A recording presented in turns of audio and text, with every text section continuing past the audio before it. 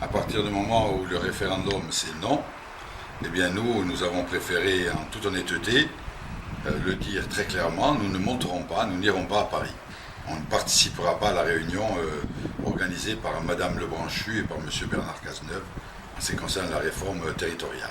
D'abord, je pense que l'honneur des élus, c'est pour moi ce qui est fondamental, c'est déjà avoir une parole publique.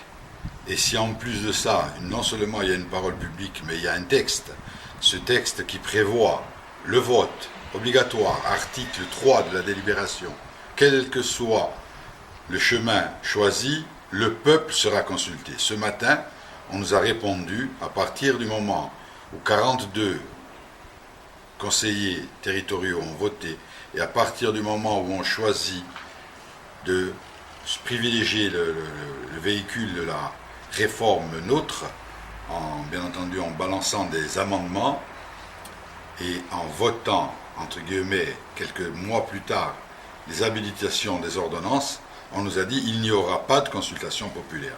Pour nous, c'est un déni de démocratie, quoi qu'en pense le président du Conseil exécutif, on ne l'accepte pas et on le dira très fortement. Je pense que les ordonnances sont prêtes. Je répète, les ordonnances sont toutes prêtes. On va monter, on va discuter 1 heure, on va manger 1 heure et demie, on va nous dire au revoir, et je prends les paris avec vous aujourd'hui que les ordonnances sont prêtes. On ne va rien discuter. Nous allons servir de cobaye avec la collectivité unique en Corse et pas ailleurs. Et à un moment donné, on va être plus fort que les autres en disant, vous voyez, nous, on a été les premiers à y aller. Mais fondamentalement, vous verrez qu'il y aura une résistance beaucoup plus forte dans certaines régions, pour ne pas dire, nous, on ne veut pas être mangé à cette sauce. Nous pensons, nous, que cette simplification administrative que le gouvernement socialiste appelle de ses voeux aujourd'hui, c'est encore plus d'austérité pour le pays, réduction des effectifs, diminution des aides aux collectivités. Donc on ne nous fera pas croire, encore une fois, que la collectivité unique, c'est la panacée pour aller de l'avant, pour aller vers plus de justice sociale, plus de démocratie dans notre pays. C'est pas vrai. La première des choses à faire, d'abord, c'est expliquer.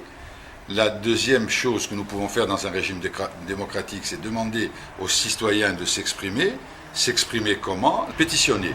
Donc nous allons, par tous les moyens en notre possession, papier, courriel, et bien entendu par l'intermédiaire d'organes de presse qui le voudront bien, entre parenthèses notre terre corse, nous allons lancer une pétition. Nous allons demander à notre peuple, puisque souvent on parle de peuple, de souveraineté, mais à un moment donné on l'oublie bien vite, nous allons demander à tous les citoyens, quelles que soient leurs idées politiques, de soutenir notre demande d'une grande consultation populaire sur la réforme qui actuellement est en cours.